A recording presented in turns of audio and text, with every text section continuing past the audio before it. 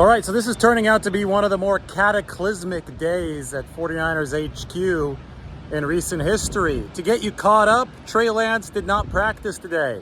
He didn't practice shortly after word leaked from Ian Rappaport and Tom Pelissero, a couple NFL reporters, that Sam Darnold had won the 49ers quarterback 2 job. Beyond that, we're not sure of much of anything because the 49ers currently aren't talking about it. They sent 2 players up to the lectern today, Javon Hargrave and Fred Warner, and both of those guys said they don't know much about what's happening. Fred Warner said, I was surprised to see only 3 quarterbacks, Brock Purdy, Sam Darnold, and Brandon Allen out on the practice field. And then Fred said that he asked around and didn't really get enough answers to share with us, the media. Kyle Shanahan and John Lynch did not speak to the local media today, but in a couple hours later this afternoon, we will hear from Kyle Shanahan on KMBR. So right now, it's wait and see until Kyle Shanahan speaks, because no information regarding why Trey Lance missed practice today has officially been put forth. So Kyle Shanahan's talk on KMBR a little bit later this afternoon should be a productive update. At least we'll know more than we currently know right now. I will say that in a large picture sense, it was symbolically fitting today at practice, which was technically the final 49ers training camp practice of the season. It was symbolically fitting that Brock Purdy was perfect, 12 of 12, because Brock Purdy is the reason why the 49ers aren't completely screwed by the lack of return on investment that they've gotten from Trey Lance so far. Obviously, they traded the 3 first-round picks, and that was a big thing back in 2021, right? Everybody said the 49ers sold the farm to go grab Trey Lance. Well, normally when you sell the farm, your franchise is going to be in a terrible spot if the player that you sell the farm for doesn't pan out. Well, obviously Trey Lance hasn't panned out, at least yet, in the NFL or for the 49ers, but they're still fine. They still have a very strong roster. They still have a competent quarterback, and that's because Brock Purdy, Mr. Irrelevant, pick number 262 of the NFL draft in 2022, has panned out for the 49ers. So call it a lucky break, call it good scouting, call it whatever you want. Brock Purdy is the reason why A, Trey Lance is no longer has a chance to be in the driver's seat with the 49ers because Purdy played so well last year, and B, Brock Purdy is the reason why the 49ers are insulated against what is happening, and that is Trey Lance not living up to the investment that the 49ers made in him. Now, you can talk all day about why Trey Lance hasn't lived up to the investment. I don't think it's anybody's fault in particular. I think injuries, shit happens in the NFL. I think that's the way that you have to illustrate things. Trey Lance was on a good track in 2021, sitting behind Jimmy Garoppolo as a really raw prospect out of North Dakota State. The 49ers were planning to mix Trey Lance into package play that year. We saw it at this time of the preseason, before week 3 of the preseason. This week of that year, 2021, I was reporting on how the 49ers were mixing and matching Trey Lance and Jimmy Garoppolo at practice to give Lance game day experience while also obviously recognizing that Jimmy Garoppolo was still their best chance to win. Ended up being a sound plan in the bigger picture, right, to go with Jimmy Garoppolo because the 49ers still had a contending team, and they made it all the way to the NFC Championship game. They were up by 10 in the NFC title game, and they probably only lost because of injury issues. They ran out of gas, including to their quarterback, Jimmy Garoppolo, who was playing with a torn thumb ligament and the shoulder injury that he ultimately needed surgery for. But they had to abandon the plan to mix and match Trey Lance into all those packages because he broke his finger against the Raiders. And that broken finger messed up Trey Lance's throwing for nearly a whole calendar year. So you saw him a little bit against the Packers that season. You saw him against the Lions. Remember, the first touchdown pass of the year was to Trent Sherfield when they yanked Jimmy Garoppolo, put Trey Lance in.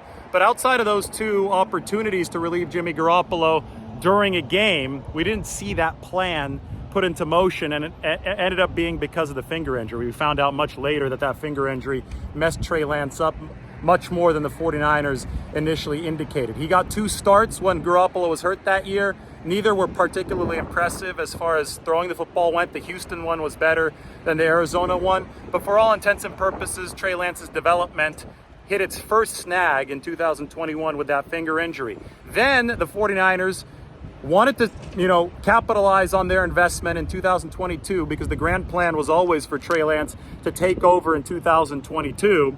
And they named him the starting quarterback. They plan to trade Jimmy Garoppolo. They started Trey Lance to begin the season against the Bears in the monsoon, but he broke his ankle in week 2.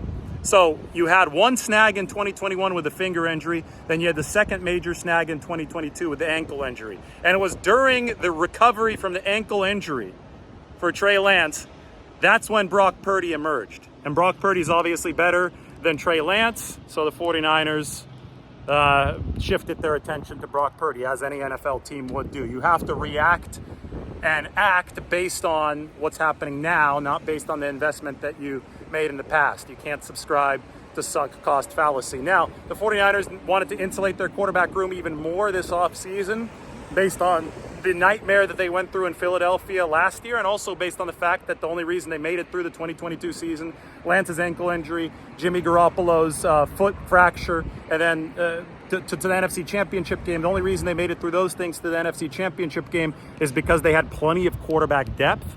Well, they had so much that they made it to the title game, but they also didn't have enough to survive the title game. So they tried to insulate the quarterback room even further by signing Sam Darnold.